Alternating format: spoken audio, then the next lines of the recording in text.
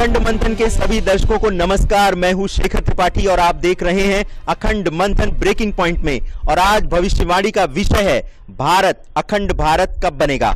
जी हां, भारत अखंड भारत कब बनेगा, इसी बारे में आज ज्योतिषी विश्लेषण के लिए हमारे साथ हैं देश के सुप्रसिद्ध ज्योतिषाचार्य संत बेतरा अशोक जी। संत बेतरा जी, आपका बहुत बहुत स्वागत है।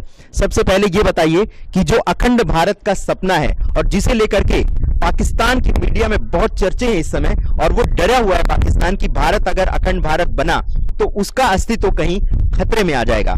तो सबसे पहले ये बताइए कि जो अखंड भारत का सपना है वो कब तक साकार होता दिखाई दे रहा है भारत की कुंडली के हिसाब से। क्योंकि भारत की कुंडली में पराक्रम स्थान में 5 ग्रह होने के कारण, क्योंकि इसी दिन पाकिस्तान भी आजाद हुआ था, तो तकरीबन ग्रह उनके भी वैसे ही हैं, उसमें कोई फर्क नहीं है। तो सोच के साथ में दोनों की एक ही जैसी होगी, और सोच के साथ में पुरुषार्थ और प्रयत्न, इंटेग्रिटी हमारे उसमें कहीं पे भी, हमारे भारतवर्ष में हमारा कोई भी नेता ऐसा नहीं है जो ये कहे कि हम अखंड भारत मुस्लिम समाज को हटा के बनाएंगे।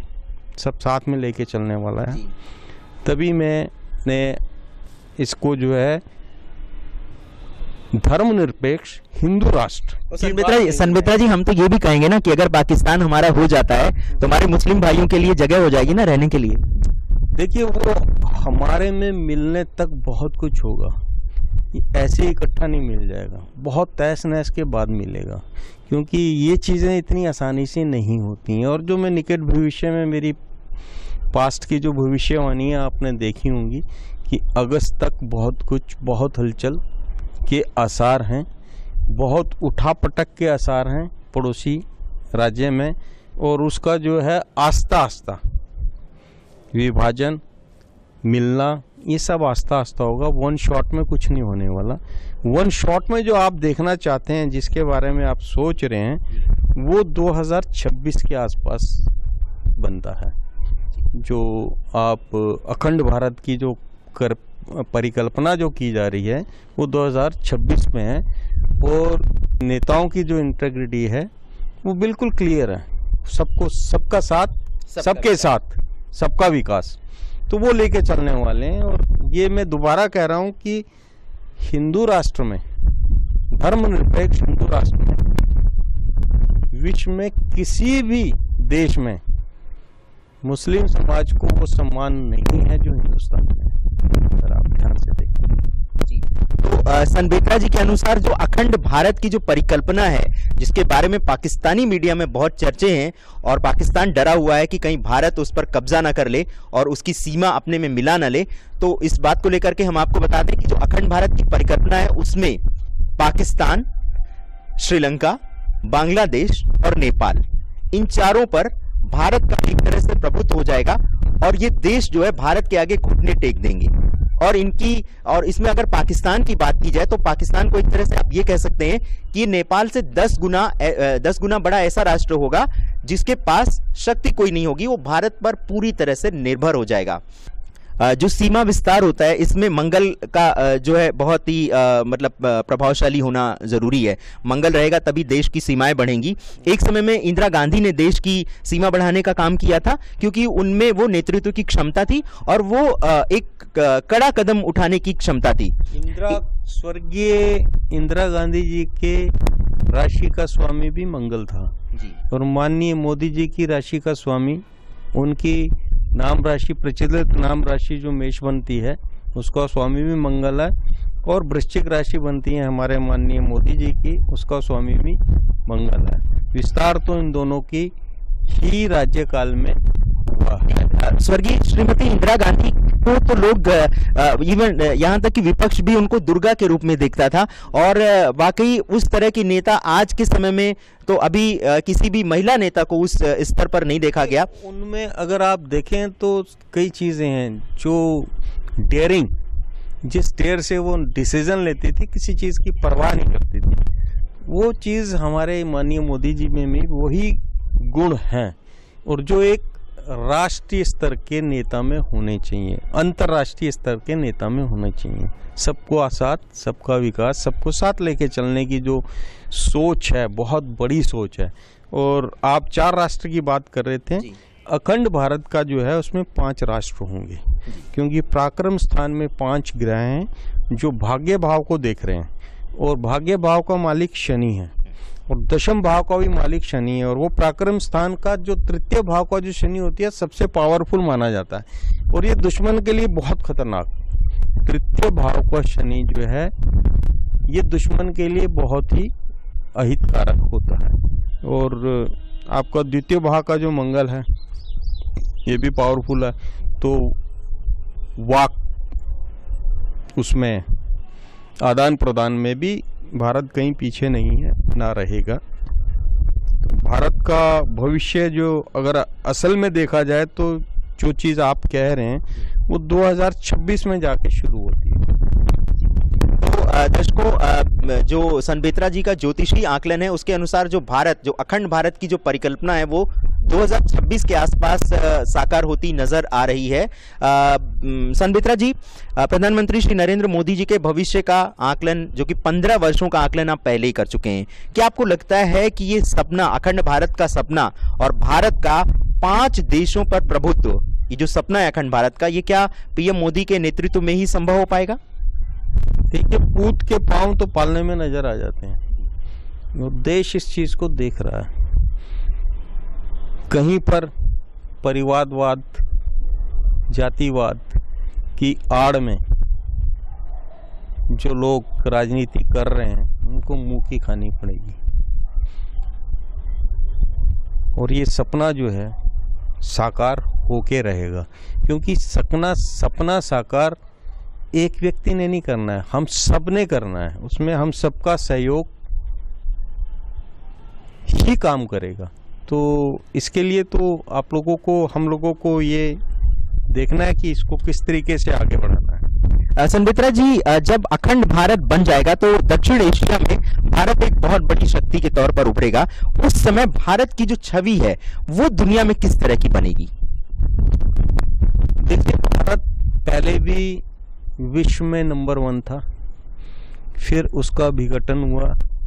हमारे जो चक्रवर्ती राजा हुए हैं सब जगह उन्होंने जीता। अगर इतिहास देखते हैं तो वो इतिहास अपने आप को दोहराता है, फिर दोबारा हम लोग उसी पोजीशन में पहुंच जाएंगे। और हमारे पास अब जितने सक्षम नेता हैं जो अभी आए हैं, जैसे डिसीजन ले रहे हैं, अगर आप थोड़ा सा भी दिमाग को जोर लगा के देखें तो डेमोक्रेटिक कंट्री में कोई भी व्यक्ति कठोर निर्णय नहीं लेता, क्योंकि वो पहले अपना स्वहित, फिर अपने परिवार को देखता है, मेरे को किस किस को सेट करना है, किस किस को कहाँ कहाँ पे बैठाना है। उन सबको किनारे दरकिनार करके, पार्टी के हित को भी एक किनारे रख के, देश हित के लिए, सिर्फ देश हित के लिए जो डिसीजन डिमोनेटाइजेशन का हुआ है, बहुत बड़ा डिसीजन है। इसके रिजल्ट तो आगे आके देखने को मिलेंगे। आतंकवाद को जो किनारा, जो आतंकवाद जो आपका कश्मीर में खत्म हुआ है, उसका एक ही कारण है डिमोनेटाइजेशन, वरना 500 रुपए दे के पत्थर पर फिकवाते थे फौज के ऊपर। सनबेत्रा जी, आपने जो सेटिंग की बात की है कि अपने परिवार को सेट करना होता है, मोदी जी का तो कोई है नहीं, तो मोदी जी को किसी को सेट भी नहीं करना है। गलत बोल रहे हैं, मोदी जी का पूरा भारत जो है, पूरा परिवार को सेट करना, वो पूरा भारत उनका परिवार है। और खास तौर से जो आपका कमजोर वर्ग है उनके ऊपर उनका पूरा ध्यान है, जो होना चाहिए। और उसके लिए भी जो आने वाले समय में बहुत कुछ आपको देखने को मिलेगा, मौका दीजिएगा जी। और दर्शकों, हम आपको बताना चाहेंगे कि जो इस बार का जो बजट आया है उसमें भी इस तरह की कोशिश की गई है कि देश एक स्वच्छ छवि के साथ दुनिया के सामने आए, एक अच्छा प्रजातंत्र हो। क्या प्रधानमंत्री श्री नरेंद्र मोदी वही व्यक्ति हैं जिसकी भविष्यवाणी नोस्ट्राडामस ने कई साल पहले कर दी थी? देखिए, भारत की कुंडली में जो 4 राशियां केंद्र के अंदर हैं, वृक, वृश्चिक, सिंह और कुंभ, ये चारों राशियां माननीय मोदी जी के भी केंद्र में हैं। वृश्चिक केंद्र में है, सप्तम भाव में वृक राशि है, चतुर्थ भाव में उनके कुंभ राशि है और दशम भाव में उनके जो है सिंह राशि है। तो अगर हम इनको आमने सामने रखें दोनों कुंडलियों को, तो आप समझिए एक दूसरे की फोटो, क्या बोलते हैं, प्रतिबिंब, एक दूसरे का प्रतिबिंब सा है। और जो इनका जो बुध है, बुद्धि का कारक जो है सबसे बेस्ट है, उच्च का है, सूर्य के साथ बुध आदित्य योग पराक्रम, इसमें ऐसे क्या बोलते हैं, एकादश भाव में बना रहा है, बहुत ही पावरफुल योग जो है। इसके कारण हम उम्मीद करते हैं कि उनकी सारी सोच जो है वो मेटेरियलाइज होगी और देश के हित में होगी। जी, तो सन बेत्रा जी के अनुसार भारत अखंड भारत की जो परिकल्पना है भारत के बारे में कि अखंड भारत जो बनेगा उसमें 5 देश शामिल होंगे, इसमें पाकिस्तान, बांग्लादेश, श्रीलंका, नेपाल और एक और कौन सा राष्ट्र आप बता रहे हैं? कोई और एक राष्ट्र होगा और कोई एक राष्ट्र जुड़ेगा जिसके बारे में अभी हम लोग नहीं कह सकते हैं। फिलहाल जो 4 राष्ट्र हैं उसको लेकर के अखंड भारत बनेगा और अखंड भारत बनने के बाद भारत दक्षिण एशिया में बहुत बड़ी शक्ति के तौर पर उभरेगा और शायद यहीं से शुरुआत होगी भारत के नंबर 1 बनने की। दुनिया में एक बड़ी शक्ति भारत अचानक से नहीं बनेगा, बल्कि इसकी शुरुआत दक्षिण एशिया में उसके प्रभुत्व से शुरुआत होगी। तो आप देख रहे थे अखंड मंथन और आज हम बात कर रहे थे भारत कब बनेगा अखंड भारत, जिसको लेकर के पाकिस्तानी मीडिया में बहुत सारी चर्चा है और पाकिस्तान डरा हुआ है। अगर आप YouTube पर सर्च करें तो अखंड भारत को लेकर के आपको बहुत सारी पोस्ट मिल जाएगी और पाकिस्तानी टीवी चैनल्स पर बहुत सारी ऐसी पोस्ट मिलेगी जिसमें इस बात पर बहुत तेजी से चर्चा होती है और वहां पे गजबाए हिंद की चर्चा भी होती है, यानी पाकिस्तान की कुंडली में भी ऐसे ग्रह हैं जिसके आधार पर वो अपनी सीमा बढ़ाने की कोशिश करेगा, लेकिन 2 बार तो वो नाकाम हो चुका है, उसके टुकड़े हो चुके हैं।